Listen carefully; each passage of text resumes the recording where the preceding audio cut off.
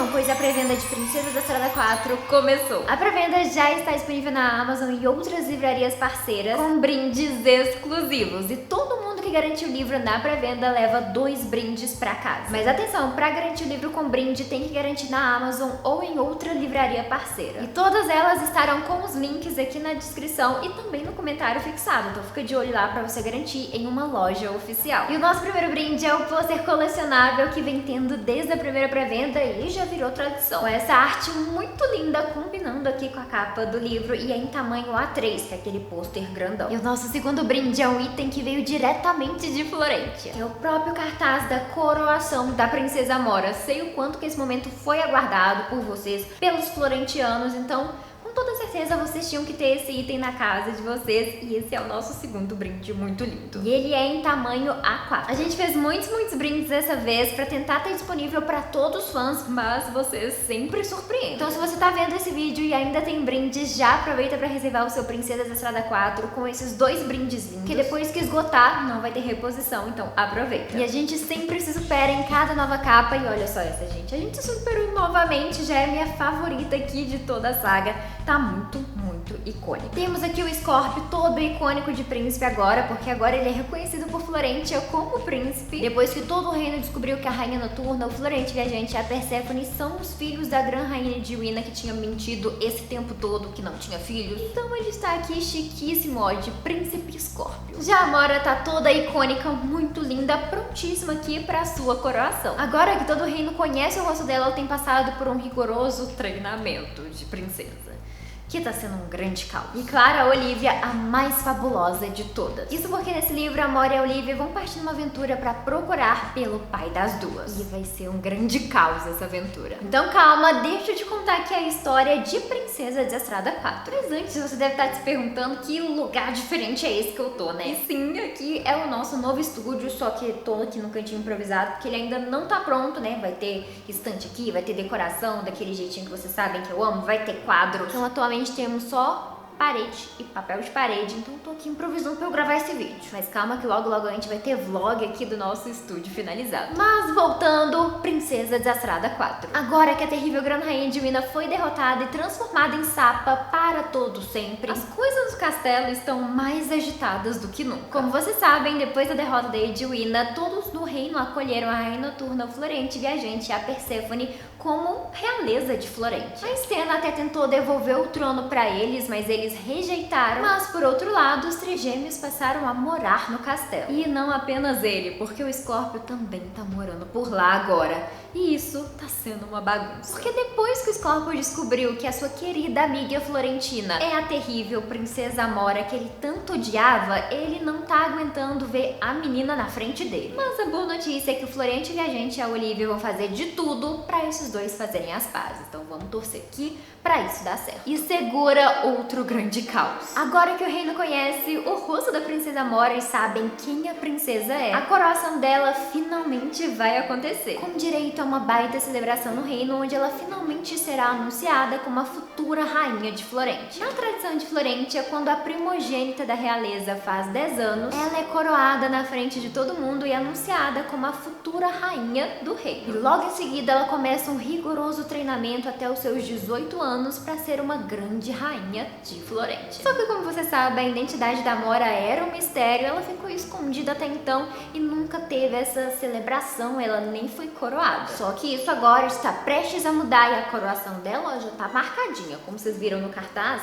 É dia 29 de abril, bem no aniversário da princesa. Uma coisa que eu posso adiantar é que esse aniversário de 14 anos da Mora vai ser o mais profundo caos, bagunça, confusão, apocalipse. Porque eu preciso admitir aqui uma coisa pra vocês. A Mora é péssima nesse negócio de princesa. O tempo que ela fingiu sendo a princesa ametista não adiantou de nada. Ela é péssima nisso. Então ela vai precisar de muita sorte aqui no dia da coroação dela. E como se toda essa bagunça não fosse o suficiente, ainda tem a maior bomba de todas. A Mora descobriu que o pai dela foi apagado graças aos poderes da Perséfone, a pedido da Edwina e da rainha Stena. E essa nova descoberta não sai da cabeça da Mora e ela ela vai fazer de tudo pra resolver esse mistério. Sem spoilers, mas tudo piora de vez quando acontece alguma coisa ali, né, que eu não vou falar o que é. E aí a vida da Mora e da Olivia vira de cabeça pra baixo. E no meio desse novo caos, as duas acreditam que a única forma de salvar as coisas é encontrando o pai delas. E dessa forma, as duas irmãs partem nessa aventura pra tentar encontrar alguém que ninguém lembra que existe, nem lembra quem ele é. E afinal, o que aconteceu com o pai delas? Quem ele é e aonde que ele tá? E o principal de tudo, por que ele foi apagado? E de uma coisa você pode ter certeza, esse não é o único mistério em Florêntia. E tá bom, eu preciso admitir que esse é de longe o melhor livro de Princesa Desastrada até agora. Ele é o livro mais revelador de todos e é onde vocês finalmente vão descobrir as peças finais aqui da verdadeira história de Florêntia. Com a origem do reino, a origem das flores venenosas e da maldição do reino que não permite que ninguém tenha um final feliz. Então vocês vão descobrir tudo sobre Florêntia agora. Claro, toda essa jornada da Mora e da Olivia procurando pelo pai delas vai trazer muitas revelações bombásticas sobre a própria Mora, sobre a magia da Mora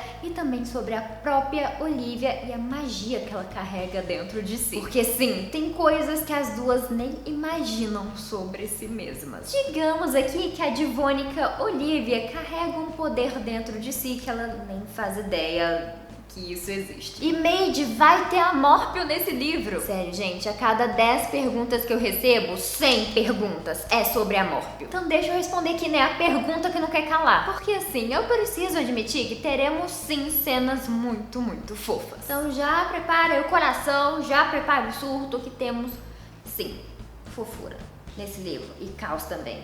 Mas também fofura. E calma que em Princesa Desastrada 4 também teremos novas personagens muito icônicas que tem tudo pra virar aqui a favoritas de vocês. Então vem conhecer aqui agora a galera que vai ter destaque nesse quarto livro. Então abram alas para ela, a maioral Perséfone. Como descobrimos no terceiro livro, Perséfone é a trigêmea da Gran Rainha Edwina, irmã da Rainha Noturna e do Floreante. Ninguém se lembrava dela, já que a Edwina a enganou para ela apagar a sua própria existência e depois a jogou em uma gaiola longe de tudo e de todos, só para poder usar o poder da filha sempre que ela desejasse. E você sabe, a Perséfone tem o dom da memória. Ela consegue apagar lembranças e até mesmo memórias de uma pessoa a ponto de ninguém se lembrar nada sobre ela, conseguindo assim apagar a existência de uma pessoa. E foi isso que a Edwina obrigou ela a fazer consigo mesma e com seus irmãos. E assim, ninguém em Florêntia se lembrava que a Gran Rainha Edwina tinha filhos e que Florêntia tinha herdeiros. E aliás, nesse livro vocês vão descobrir que a Edwina fez coisas ainda mais terríveis do que sabemos. E que ela usou o poder da Perséfone ao máximo pra manipular a verdade. Mas enfim, viver a vida toda em uma gaiola não fez nada bem pra Perséfone. Então ela é bem tímida, vive escondida pelos cantos e tem dificuldade até de falar com os próprios irmãos. Porém, ela fez uma promessa pra Amora: explicar o que aconteceu com o pai dela e ajudá-la com isso. Quando a Amora e a Olivia descobrirem a verdade, a Perséfone fez de tudo para ajudar.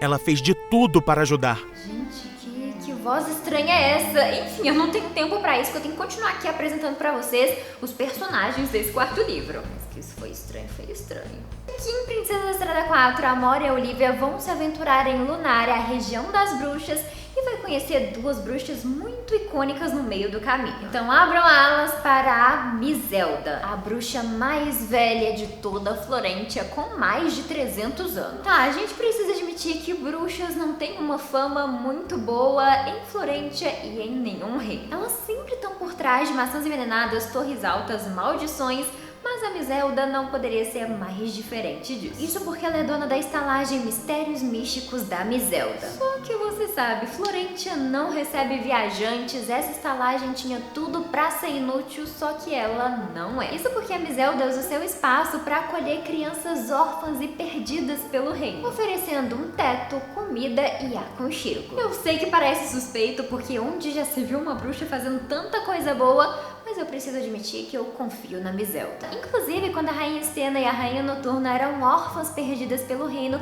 foi a Mizelda Mizelda quem as acolheu, dando para as duas um lar. E foi a Mizelda quem apresentou as meninas para sua querida melhor amiga, Senhora Dulce, que quis adotar as duas, mas a Rainha Noturna não quis voltar para o castelo, seu antigo lar, e assim apenas a Stena foi adotada pela confeiteira, e o resto da história a gente já sabe, né? Ela morou no castelo, chamou a atenção da Edwina, e aí ela foi escolhida para ser a futura Rainha de Florente. E bom, o que a Mizelda tem de fofura, a Vilfreda tem de rabugenta, que é a vassoura voadora da Mizelda. Sério, ela consegue ser mais rabugenta do que um cabrito com dor de dente. E essas são as palavras da própria Mizelda. E a Mizelda entra na vida da Amora e da Olivia no momento em que elas mais precisam. E ali em Lunária, as meninas começam a encontrar as primeiras pistas desse grande mistério que elas precisam resolver, o pai delas. Estamos falando da Mizelda? Me lembro até hoje de quando eu a conheci. Eu não seria nada sem ela.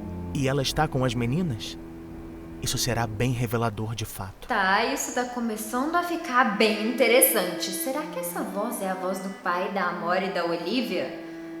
Enfim, vamos aqui para nossa próxima personagem que tem tudo para ser a nova favorita de vocês, que é a Safira. Ela é uma das crianças que foram acolhidas pela Mizelda e ela mora na estalagem desde bebezinha. Isso porque a Safira é órfã, já que seus pais morreram na terrível Batalha dos Bradadores. E desde então ela é cuidada pela Mizelda, que a considera como uma neta. E ela é uma bruxinha em treinamento com deficiência auditiva, então ela usa um aparelho auditivo feito pelas icônicas elféticas magnéticas, que parece ser tão potente a ponto da Safira conseguir ouvir até fantasmas. E ela vive conversando com a sua fantasminha de estimação, a Rabiola. Pois é, ela tem uma fantasminha de estimação, ou pelo menos é o que a Safira diz. Espero que essa parte seja mentira. Outro detalhe é que a Safira odeia gente intrometida. Então assim, quando ela vê a Olivia pela primeira vez, ela não vai muito com a cara da princesa, porque a gente sabe, a Olivia consegue ser bem enxerida às vezes. Mas vamos esperar aqui que essas duas ícones se entendam. O dia da Batalha dos Bradadores.